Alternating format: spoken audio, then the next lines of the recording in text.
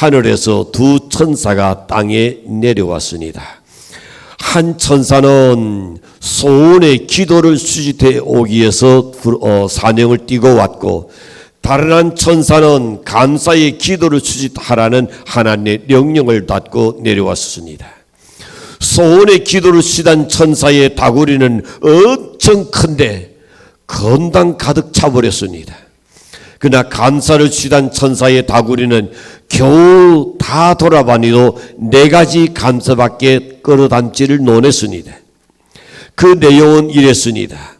하나는 자기 생활에 대하여 감사하는 사람, 다른 하나는 일할 수 있는 건강 주신 것을 감사하는 사람, 다른 하나는 교회를 위하여 봉사할 수 있다는 것을 위하여 감사했고, 그리고 마지막에는 하나님께 대한 생명 주신을 감사하는 하나밖에 없다는 겁니다.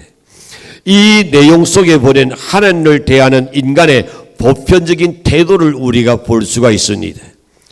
욕망이나 난관에 부딪혔을 때에 하나님의 도움을 달하는 기도는 우리 기도 중에서 90%에서 거의 100%를 차지해도 과언이 아닐 겁니다. 그러나 감사의 기도는 10%가 될까요? 그것도 안 되지 않겠나 싶은 생각이 듭니다. 그러나 성도가 하나님께 대한 감사는 기독교 신자의 고상한 덕입니다. 기독교인으로 오랜 훈련을 쌓고 고상한 신앙생활하는 사람들은 아름다운 삶의 노슬이 감사에서 볼 수가 있는 겁니다. 바울 사도는 본사에 감사라고 권면하셨는데, 참으로 감사는 거룩한 성도의 의무요 가장 큰 덕 중에 하나입니다. 오늘 본문을 통하여 보낸 감사하는 자는 어떤 신자인가를 우리는 살펴보기를 원합니다. 그리고 감사하는 성도가 되기를 간절히 축복합니다. 첫 번째 보시는 감사하는 자는 자기 존재를 아는 사람입니다. 자식이 두노에게 감사하는 사람은 뭡니까? 내가 두노의 자녀였다는 것에 고마움을 느끼기 때문에 감사될 겁니다. 그러나 감사하지 않는 사람은 어떨까요? 나에게도 남들같이 다른 집의 자식들같이 나를 이렇게 해줬으니, 공부를 시켜줬으니, 노래해줬으니 불평밖에 없어요. 아니면 어쩌다 자기가 스스로 좀 잘되고 나면 그 다음에 눈에 베이는 게 없어요. 자기가 최고요. 교만하다는 거죠. 그러나 성경은 이렇게 말씀합니다. 사도행전 4장 24절에 보낸 대주제여 천지와 바다와 그 가운데 만유를 지으신 이시요 그랬습니다. 이 말씀 뭡니까? 사도들이 모든 만물 존재는 하나님의 창조에 의한 것을 고백합니다. 세계가 하나님께로부터 창조되었습니다.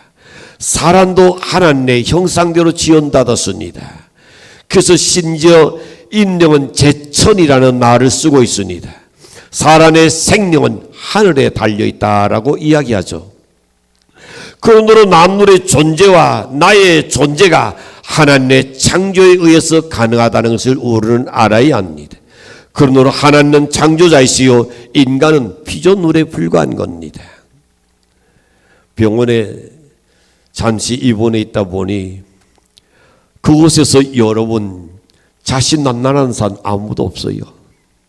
저는 다 약해져 있어요. 그러나 바깥에 나가봐요. 모든 것이 자신이 난난할 겁니다. 그러나 인간은 자기 의지대로 안 되는 거예요. 자기 의지대로 된다면 그건 큰일 날 일이죠. 피조물된 인간이 창조주 되신 하나님께 오르는 감사함이 마땅한 줄로 믿습니다. 존재의 근본 원리에서 떠나서는 인간이 하나님께 대하여 좋은 관계를 가질 수가 없습니다. 하나님 만물 창조에서 그의 위대한 전능성을 볼 수 있습니다. 장원성을 볼 수 있습니다. 선하심을 볼 수 있습니다. 지혜와 하나님의 사랑이 나타나게 됩니다. 그래야 그것이 그에게 대한 우리의 신앙을 강하게 만들어 줄 줄로 확신합니다. 하나님께 감사하는 마음을 일으키고 사람들이 하나님 앞에서 자기를 낮추고 정말로 천하고 아무것도 아닌 존재를 우리가 스스로 깨달을 때에 진정한 하나님께 감사가 나오리라고 믿습니다. 그러므로 간사하는 사람만이 하나님의 존재하심과 자기와 만물이 창조주 하나님에 의해서 이루어졌다는 것을 시인하게 될 겁니다. 간사는 인류 선택의 자유의지가 아닙니다. 하나님의 명령입니다. 본사에 간사하라 그랬습니다. 하나님께 간사하는 자신이 주의 것이기 때문입니다. 내 사지 백체가, 나의 오장육도가, 내가 호흡하는 모든 것이 내 의지로 안 된단 말입니다. 자기 의지로 되는 왜 산소호흡기를 끼고 있습니까? 그거 때려버려야죠. 자기 의지로 되는 건 이 세상에 아무것도 없습니다. 내 생각과 내 일거 움직이니 다 동작이 다 주의 것이기 때문입니다. 내가 소유하고 있는 모든 만물도 다 주의 것입니다. 우리는 단지 관리인으로서 관리할 뿐입니다. 못해서 가지고 온 것이 아무것도 없습니다. 또 가져갈 것 또한 아무것도 없습니다. 죽을 때에 가져가는 사람 아무도 없어요.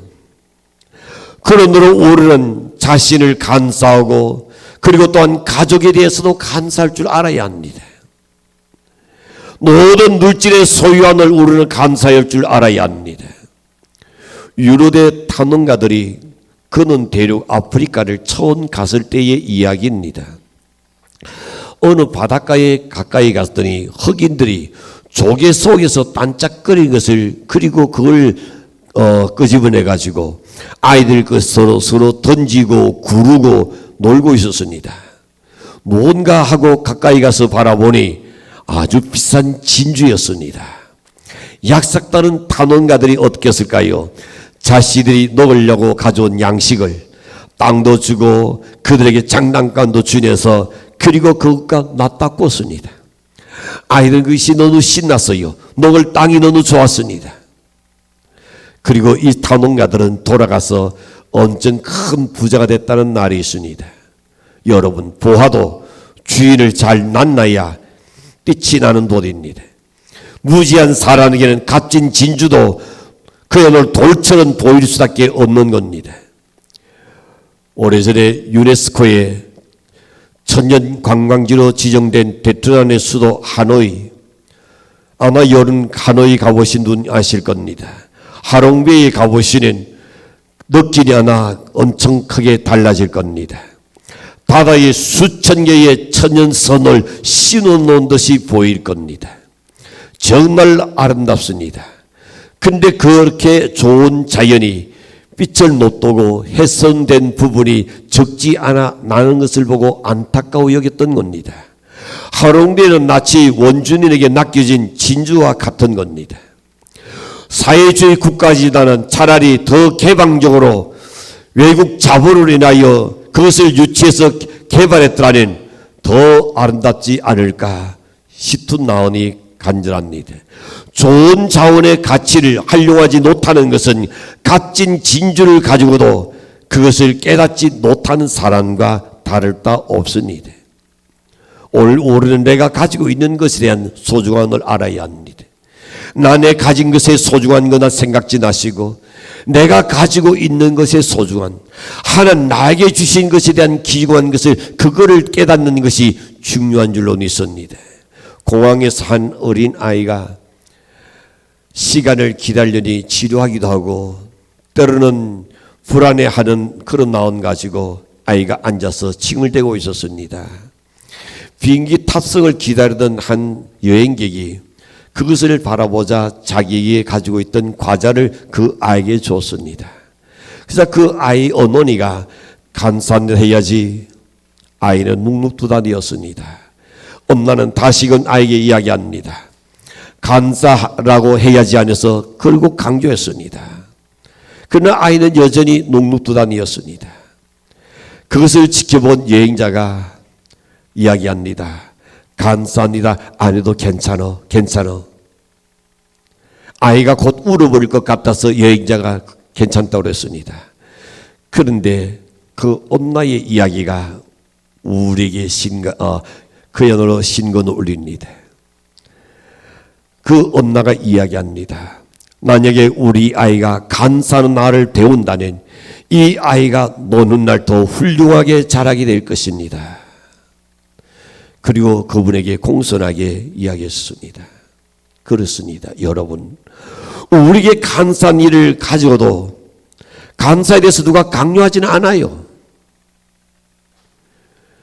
여러분 아내가 강요하든가요? 여러분 부모가 강요하든가요?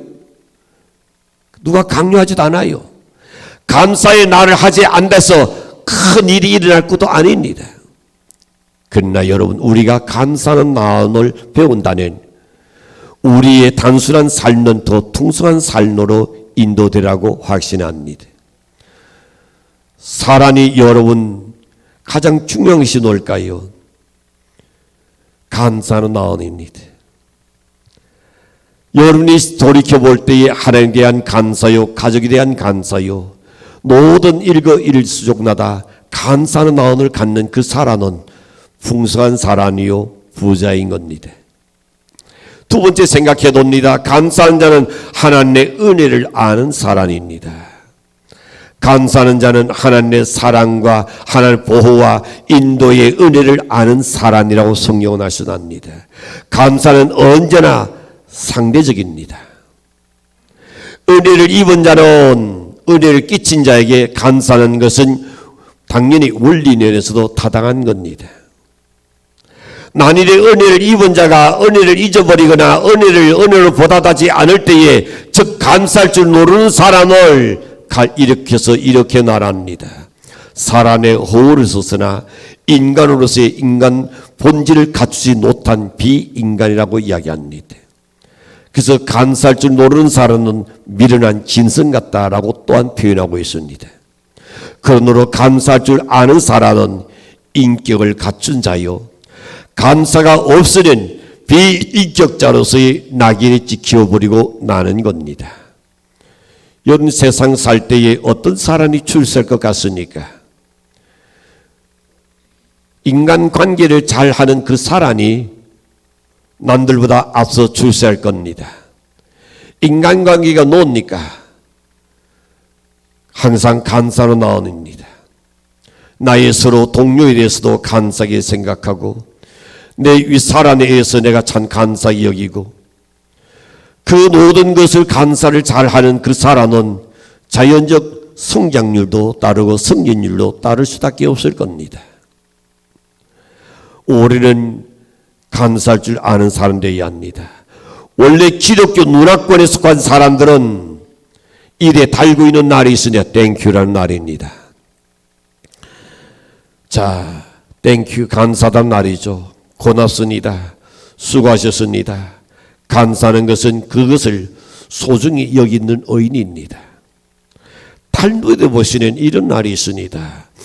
혓바닥에서 감사합니다는 말을 부러뜨리기 전에는 아무 말도 가르치지 말아라. 아이들에게 감사하다는 말을 하기 전에는, 그거를 알기 전에는, 그것이 입에 있기 전까지는 어떤 말도 가르치지 말라 그랬습니다. 유대인이 여러분 세계에서 뛰어난 백성이라고 생각한다는, 그리고 유대인의 지혜가 대단하다고 여긴다는 유대인의 탈무드를 오늘은 결코 외면할 수 없는 겁니다. 요즘 자녀 하나 아니면 둘밖에 안 낳습니다. 그러다 보니 너무 과보하지 않는가 싶은 마음도 없잖아 있습니다. 유아 독존이 됩니다. 자기 중심적이 되어버립니다. 이기심으로 살아온 아이들이 도무지 뭘 할지 모른다, 감사를 모른다는 겁니다. 여러분 생각해 보십시오. 좋은 신발 사줘도 감사하다는 걸 느끼던가요? 구둑나지 않은 양말 신을 때에 그 감사를 느끼던가요? 좋은 보금자리에서 잠자는 것을 참 부모의 은혜에 대한 감사함을 느끼던가요? 당연하다고 생각합니다. 이것이 우리 한국을 서글프게 만드는 이유 중에 하나입니다. 감사를 잃어버렸습니다. 얼마나 한국 사람들이 감사할 줄 모르는 외국인이 이런 날이 있습니다. 유땡큐라는 날이 있습니다. 무슨 날입니까? 한국인들이 감사할 줄 모르니까 외국인들이 너 대신 감사하고 감사를 대신 해준다는 날입니다. 창피한 일이죠. 흔히 감사하다는 말이 부끄럽게 여깁니다. 사람들이 창피하게 생각합니다. 쑥스럽다는 생각을 가지고 있습니다. 우리 나는 사람들 그런 왜냐하면 자랄 때부터 그게 익숙하지 않기 때문일 겁니다. 여러분 아마 길 가다가 외국인들에게 어깨서로 부딪혀 보세요. 뭐라고 이야기하지? 그냥 식 쳐다보고 가든가요? 아니요. 미안합니다. 미안하다는 이야기합니다. 우리는 쳐다보긴 쳐다보는데 뭘까요? 상대가 나한테 지금 달라드나 안 드나 그거 볼 거요. 여러분 오늘 우리의 어린아이 때부터 늘 감사하다는 날, 미안하다는 날, 죄송하다는 날 이것이 입도로처럼 달고 있게 만들어줘야 합니다. 원래 기독교 문화 속에 속한 사람들은 이 감사하는 날을 입에 달고 사는 겁니다. 왜 기독교들은 감사의 사람입니다. 누구 탓하기 전에 기독교인부터 감사합니다, 고맙습니다, 수고하셨습니다 하는 날을 입에 달고 살아야 마땅합니다. 감사는 그 사람의 마음이 유쾌해집니다. 한번 여러분 해보시지요. 왜 째려보나 하는 것하고 감사합니다 할 때하고 어느 게 나오니 유쾌해져요. 감사할 때가 나오니 유쾌해집니다. 감사는 몸도 가벼워집니다. 감사는 은혜가 흘러 들어옵니다. 감사는 적절한 환경이 조성될 줄로 생각합니다. 감사는 사람들이 다 좋아합니다. 감사하는 사람들 좋아하지 감사하지 않는 사람 좋아하지 않습니다. 입만 열었다는 불평하고 원망하고 사람나 쳐다봤다는 자다 놓을 듯이 그렇게 설치는 좋아할 사람 아무도 없어요. 결국 나의 신은 것을 내가 거두는구나 후회하는 그날밖에 없는 겁니다. 감사는 여러분 돈도 생깁니다. 감사는 왜 돈이 생길까요? 어린아이에게 한번 시연해 보세요. 어린아이가 작은 닦아도 고맙습니다, 감사합니다 또 줘요. 우리 강강주 선생님이 어린이들 보는 참 사랑해서 과자를 잘 줘요. 우리 고성 선생님도 과자를 잘 줘요. 근데 그 아이들이 그냥 씩 닦고 이러면 조금 죽으시도 나오니 좀 달라져요. 그런데 유별나게 고맙습니다, 감사합니다 단 갈 때에 뭘 또 가져가나 항상 준비할 그 아이를 위해서 준비하게 될 겁니다. 먹을 것이 생기고 돈이 생기는 게 낫습니다. 감사하는 사랑과 능력이 넘치게 될 줄로 믿습니다. 감사하는 건강해지는 겁니다. 감사하는 기쁨이 넘칩니다. 감사하는 무조건 좋은 겁니다. 감사하는 사는 일 되시길 바랍니다. 괴테는 이렇게 말합니다. 조그만 은혜라도 베푼다는 그 인간의 가치는 손을 대지 않는다 그랬습니다. 그러나 조그만 은혜라도 배반하는 그 가치는 인간의 가치는 손을 댄다. 역으로 또한 그렇게 말합니다. 여러분 우리는 조그만 은혜라도 고맙게 여기고 감사히 생각해 두십시오. 더 좋은 역사가 일어날 줄로 확신합니다. 성 안토니우스는 이렇게 말합니다. 세상에서 가장 악한 것은 은혜를 알지 못하는 것이다 그랬습니다.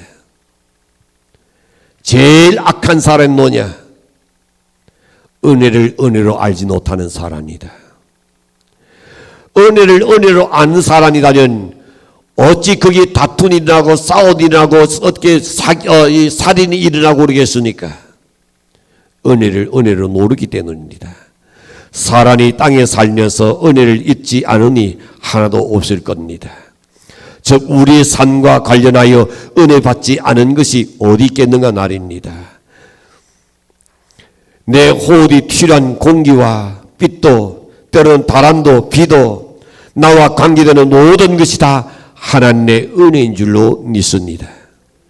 그러므로 우리는 본사에 감사하며 살아야 합니다.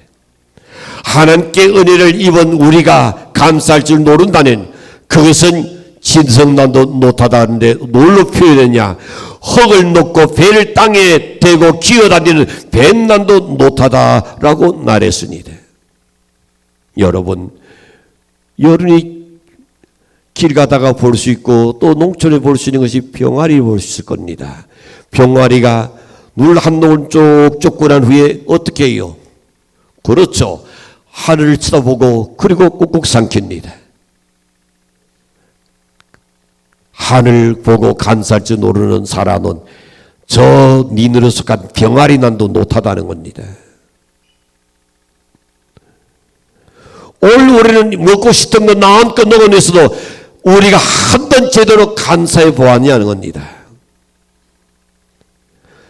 우리에게 참된 은혜는 영원한 멸망에서 구원받은 겁니다. 하나님께 어렵다시는 이번 일인 줄로 믿습니다. 인간은 모두가 다 죄인이다. 오히려 너만이 하나도 없다 그랬습니다. 모든 사람을 죄를 드나있으니 하나님의 영광에 들어가지 못한다 그랬습니다. 죄의 삭은 사망이라 했습니다. 영원히 죽을 수밖에 없는 인류를 대신하여 예수 그리스도께서 하나님의 아들 대신 예수님이 친히 십자가에서 피 흘리셨습니다. 누구를 위해서? 죄인들을 구원하기 위하여. 그 은혜에 대해서 우리가 고맙게 여기느냐? 그것만 생각한다면 여러분 무엇이 우리에게 불통이 나오겠습니까? 죽을 자가 살아났는데 지금 저 멸망의 지옥에 갈 인생이 구원받았는데 그보다 더 중요한 게 어디 있습니까? 오르는 큰 은혜에 대하여 진심으로 감사하는 연대시기를 간절히 축복합니다. 마지막 세 번째 봅니다. 감사하는 자는 안도의 축복을 받습니다. 항상 감사하는 자에게 하나님께서는 지켜주시는 겁니다. 감사하지 않으면 하나님의 지키심이 멀어져 버립니다. 우리 그리스도인들은 하나님과 가까워지는 모든 것이 나와 가까워지나는 하나님과 멀어지는 모든 것이 멀어져 버립니다. 하나님, 내가 하나님을 향하여 등을 지는 하나님은 나를 향하여 외면해 버릴 겁니다. 하나님이 외면하는 어느 사람인들 나를 좋아할 사람이 없어져 버리는 겁니다. 비극이죠. 오랜 지난 세월을 뒤돌아보는 주의 은혜로 살아왔는 줄로 믿습니다. 환난도 있었고 질고도 있었고 시련도 있고 역경이 나는 세상에서 하나님의 보호하심과 인도하심과 돌보시는 은총 속에서 오늘에 이르는 줄로 믿습니다. 출애굽기 34장 24절을 보시는 내가 열방을 내 앞에서 쫓아내고 내 지경을 넓히리 내가 내년 세 번씩 여호와 너희 하나님께 보이러 올 때에 아무도 내 땅을 노하지 못한다? 탐내지 못하리라. 그렇습니다. 하나님한테 감사하게 되면 하나님이 우리를 어느 누구도 탐내지 못하겠건 어느 누구도 우리를 해하지 못하겠건 하나님이 지키시는 나를 믿습니까? 하나님 지키실 있어야 합니다. 아무 사람도 내 땅을 탐내지 못하게 하라. 여러분이 가지고 있는 그 어떤 것도 탐내지 못하게 한다 그랬습니다. 하나님께 감사하러 올라오는 자에게 열방의 치를 당하지 않도록 하나님 지켜주시겠다는 약속입니다. 감사의 예물을 드리고 감사의 생활한 자에게는 안도의 축복을 하나님 내려주십니다. 항상 지켜주실 줄로 믿습니다. 낮에 해도 밤에 어떤 달도 우리를 해하지 못하게끔 지키실 줄로 믿습니다.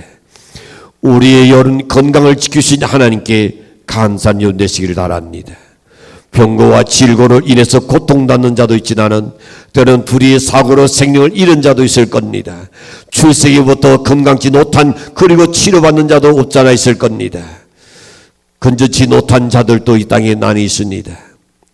그 가운데도 하나님 건강 주시고 일터를 주시고 열방의 적들을 물리치시고 지켜주시는 안도의 축복에 오르는 감사해야 할 줄로 믿습니다. 나의 나 된 것은 내가 아니요 하나님의 은혜라고 다울이 고백한 것 같이 오늘 우리가 나의 나된 것은 내가 아니요 하나님의 은혜가 연에게 있은 줄로 믿습니다. 우리는 하나님의 은혜에 보다 다른 나온을 가져야 합니다. 그 나온으로 하나님 앞에 그 시로 감사하고 노래로 찬양으로 감사하고 제물로 또한 감사하고 하나님 앞에 우리가 추수 감사절을 앞두고 진정으로 하나님의 특별한 정성을 다하여 감사할 수 있는 우리 성도 되기를 간절히 축원합니다. 감사하는 자가 될 때에 그리스도의 평강이 여러분과 함께 하십니다. 평강과 밀접하게 관련된 등록이 있다는 감사입니다. 감사는 반드시 허디가 아니요 낭비도 아닙니다. 감사는 되돌아오는 것인 줄로 믿습니다.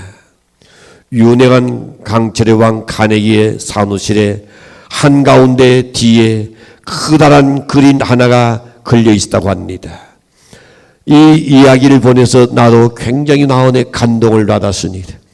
내가 그림을 잘 그리시다니 한번 그렇게 그려봤으면 싶을 정도였습니다. 그 그림은 유명한 화가의 그림도 아닙니다. 골동품상에 내놓을 만한 그런 그림도 아닙니다. 어느 하나에 일어놓는 누능이 그리란 그림입니다. 근데 그림의 내용은 커다란 나룻대 하나와 배를 젓는 노가 썰물 때에 밀려가지고 모래사장에 아무렇게나 던져져 있는 모습이었습니다. 무척 절망스럽고 좌절스럽게까지 보이는 그런 그림이었습니다. 근데 그림의 그 밑에는 이렇게 기록해 놓았습니다. 반드시 늙을 때가 온다. 그 글귀에 굉장히 관심을 가졌던 겁니다. 어느 사람이 가래기에 누웠습니다. 어째서 당신은 이 그림을 그렇게 좋아하게 되었습니까? 그때 카네기는 자기의 청년 시절 때를 이야기합니다. 저는 청년 시절 때에 제일 전으로 이짓저짓 박물관에서 그리고 물건을 팔러 다녔었습니다. 근데 어느 노타의 가정에 갔더니 그 그림이 딱 있는 걸 보는 순간 제가 너무 감동돼 가지고 그에게 이 그림을 자기 너무 인상적이었던 것은 바로 니때 문구 반드시 닛눌 때가 온다는 이 글귀를 오랫동안 그의 내리에서 잊어질 수가 없었습니다. 이라여 카네기는 그가 28살 될 때에 그 노타의 집을 다시금 찾아갑니다. 아주 용기를 내서 그런 청을 합니다. 할아버지, 세상을 떠나실 때에 한 가지 꼭 이 젊은이가 부탁드리고 있습니다. 젊은이가 노냐고 물었습니다. 이 그림을 제게 줄 수 있으면 고맙겠습니다. 그러나 그 젊은이가 요구하는 것이 너무 애절하기 때문에 할아버지는 자기가 소장했던 그 그림을 카네기에 그냥 건너줬습니다. 그래서 이 카네기가 자기의 사무실에다가 그걸 걸어놓고 그가 늘 어려울 때마다 힘들 때마다 반드시 늙을 때는 온다. 이 글을 대책이 됐다는 겁니다. 여러분 그렇습니다. 우리 온 성도들이 본사에 우리 주 예수 그리스도의 이름으로 항상 하나님 아버지께 감사하며 사는 사람이라면 여는 건강한 가치관을 가진 성도요 하나님의 은혜를 아는 자인으로 하나님의 돌로신이 여러분과 함께하라고 저는 믿습니다. 여러분의 생애에 여러분 하나님의 닛눌 때가 바라보는 성도 되시기를 바랍니다. 하나님의 닛눌 때가 여러분에게 언젠가는 온다는 것을 잊지 마시는 여러분 되시기를 축복합니다.